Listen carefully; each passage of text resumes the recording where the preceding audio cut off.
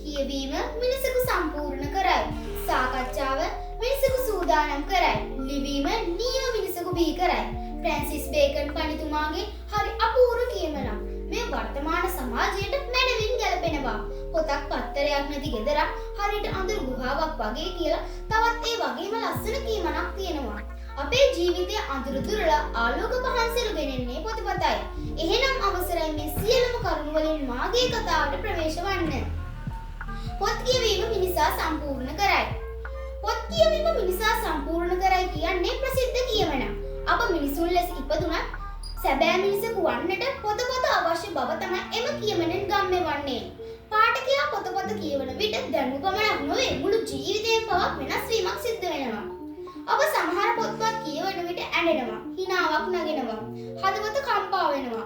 ඒ සිතුවිලි අපේ හිතේ හට ගන්නවා. අපි ඒ ඔස්සේ කල්පනා කරනවා, හිතනවා, අපේ චින්තන ශක්තිය දියුණු වෙනවා. අපට රසවත් සාහිත්‍ය කෘතියක් ලැබුණොත් අපේ භාවයන් ප්‍රකම්පණය වෙනවා. ඔබ බොහෝ දුරට දැකලා තියෙනවා අපි කැමති ශ්‍රේෂ්ඨවල පමණක් පොත්පත් කියවන අය. විහිසුණු කතා පොත් කියවන්න බොහෝ අය පුරුදු වෙලා ඉන්නවා. සත්තු වනාන්තර කුතුහලයේ දනවන පොත්පත් කියවන්න බොහෝ කට්ටිය ප්‍රිය කරනවා.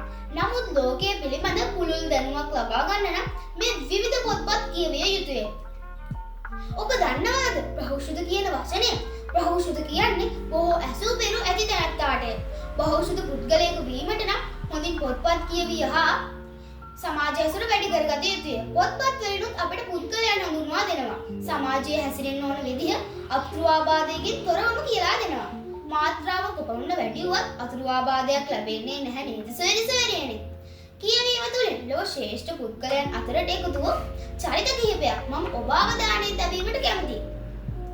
මයිකල් ෆැරඩේ කියන්නේ ලොව කීර්තිමත් විද්‍යාඥයෙකි.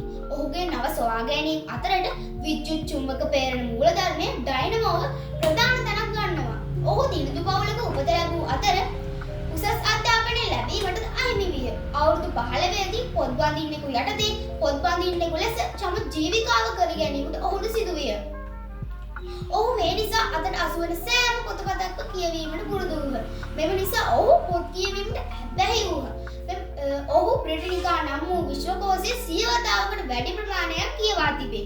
ඔහු ක්‍රියාවීමේ ප්‍රතිඵල නිසි ලෙස ලබාගත් නිසා ඔහුගේ නිවස විද්‍යාගාරයක් බවට පත්විය. තවත් මෙවැනි මුළු ලෝකයේම දන්නා කෙනෙක් තමයි තෝමස් අල්වා එඩිසන් කියන්නේ. ඔහුගේ පාසලෙන් පන්තියෙන් ගුරුවරයාගෙන් ප්‍රතික්ෂේප වුණම ඔහුගේ මව ඔහු ළඟ බිඳිමින් පොත් කියවන ලෙස දැන්වුවාය. ඔහු ඒ ලබාගත් දැනුමෙන් මානව සංහතියම එළී කිරීමට හැකියාය. තවත් මේ වගේම චරිතයක් තමයි මාටින් වික්‍රමසිංහ මහතා කියන්නේ. ඔහු ගිහිල්ලා තියෙන ප්‍රාශේනීයට විතර. ඔහු දන්නේ එකම දේ කියවීමයි. ඔහු බාලාංශ පන්තිවල ඉගෙනගත් කියවීම උදව් කර ගනිමින් බොහෝ පොත්පත් ප්‍රමාණයක් කියවා තියෙනවා. ඉතින් කියවීම කියන්නේ මහ විශාල ගහක් නිර්මාණය කරන මුදුන් මුලක්. කියවීමට පුළුවන් අපේ ජීවිත වෙනස් කරන්න. වර්තමානයේදී කියවීමට අපිට මොනතරම් මූලාශ්‍ර තියෙනවාද? නමුත් අපි කියවීමෙන් මොනතරම් ඈත් වෙලා තියෙනවාද? අපි හොඳ දේවල් වලට ගරු කරන දේවල් වලට වඳිනවා.